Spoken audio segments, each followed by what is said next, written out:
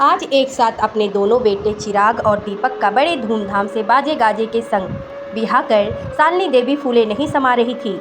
उनकी दोनों बहुओं का पूरे रीति रिवाज के संग गृह प्रवेश हुआ।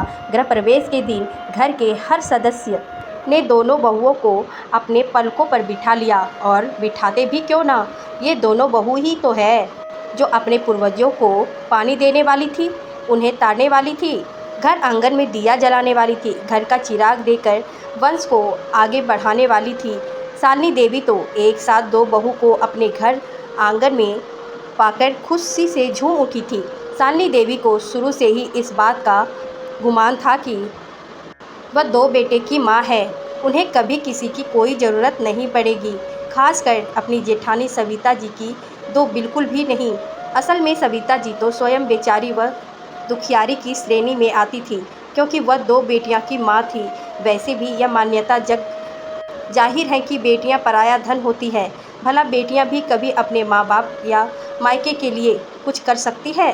बेटियां ना तो कुल का नाम रोशन कर सकती है और ना ही बुढ़ापे में अपने माता पिता का सहारा ही बन सकती है। अपनी इसी सोच की वजह से शालिनी देवी बेटियां की माँ से स्वयं को श्रेष्ठ समझती थी। वह अपनी जेठानी सविता जी को बेबस व लाचार इतना ही नहीं, वो बात बात पर सविता जी को खरी खोटी सुनाने से भी नहीं चूकती थी।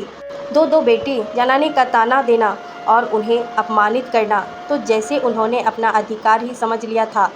रिश्ते व उम्र दोनों में छोटी होने के बावजूद परिवार और समाज में शालिनी देवी का ओहदा अपनी जेठानी सविता जी से ऊपर था, क्योंकि वह दो दो बेटों की माँ थी और सविता जी दो बेटियों की। शालिनी देवी इस बात से आश्रित थी कि वह दो बेटों की माँ है, इसीलिए उन्हें बुढ़ापे में कभी भी किसी की ओर मुँह ताकने की ज़रूरत नहीं पड़ेगी। दो बेटों की माँ होने का गुरूर शालिनी देवी पर कुछ इस तरह से छाया हुआ था कि वह हमेशा शान रुबाब से भरी रहती और सविता जी परिवार वालों के सक्षम सदा झुकी हुई, मानो बेटियों को जन्म देकर उन्होंने कोई पाप कर दिया हो। वैसे तो सविता जी अपनी दोनों बेटियों से अत्यंत स्नेह रखती थी, परंतु उन्हें भी इस बात का मलाल था कि उनका कोई बेटा नहीं है। यदि होता तो उनका भी बुढ़ापा आराम से सुरक्षित व सुगम हो जाता, क्योंकि सविता जी भी इस पूर्वग्रह से ग्रसित थी कि बेटा ही बुढ़ापे का सहारा होता है। बेटियां आज नहीं तो कल ब्याह कर पढ़ाई घर चली जाएगी। दोनों बेटों को ब्याह कर शालिनी देवी को ऐसा लग रहा था मानो उन्होंने गंगा नहा लिया हो। वो यह सोचकर निश्चिंत हो गई कि अब उनका बुढ़ापा व परलोक दोनों सुधर गया, क्योंकि उन्हें और उनके पितरों को दिया दिखाने वाली बहुएं जो घर आ गई है। शालिनी देवी का घमंड चरम पर था और वह भी सर पर दो बेटों की माँ व दो बहुओं की सासू माँ होने का गौरवान्वित ताज पहनने धूम रही थी, और वक्त का पहिया भी अपनी रफ्तार से घूम रहा था। समय का काल चक्र कुछ इस तरह से करवट बदला कि दिन प्रतिदिन समय बीतने के साथ ही साथ शालिनी देवी का अहंकार भी क्षीण होने लगा। पति के अरिष्टि के उपरांत दो जैसे शालिनी देवी का पूरा अलंकार ही स्वाहा हो गया। दो बेटों और बहुओं के होते हुए भी शालिनी देवी अपने ही घर में एक ऐसे निर्जीव वस्तु में तब्दील हो गई जिनका स्थान घर का पिछला कोना या स्टोर रूम होता है। परिवार के किसी भी सदस्य को अब शालिनी देवी से कोई मतलब ना था। दोनों बेटे प्रतिष्ठित पद पर थे, किंतु उन्हें अपनी माँ से कोई सरोकार ना था। बहुएं घर आंगन में रोज दीपक जलाती, लेकिन शालिनी देवी के जीवन में तमस गहराता जा रहा था। इधर सविता जी का जीवन पूर्ण रूप से परिवर्तित हो चुका था। उनकी दोनों बेटियां अमृता व रोशनी अब प्रशासनिक अधिकारी बन चुकी थी। समाज में सविता जी की पूछ परख बढ़ गई थी।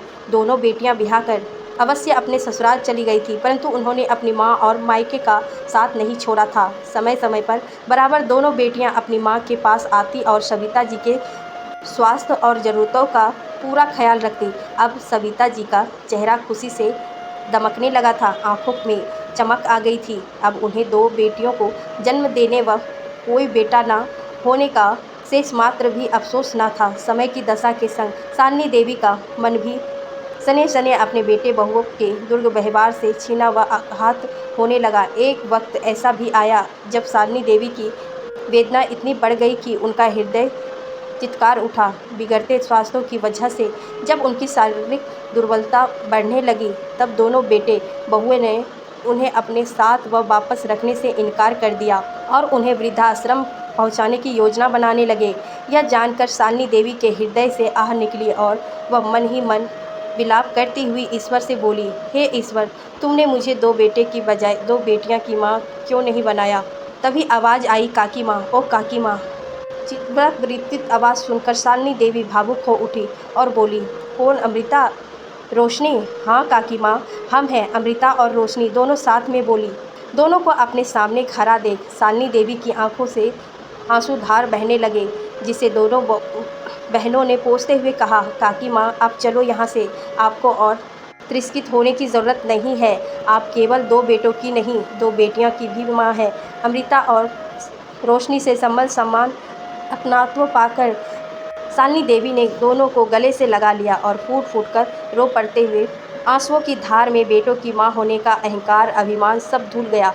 शालिनी देवी आज हृदय से 2 बेटियों की मां बनकर स्वयं को सौभाग्यशाली समझ रही थी।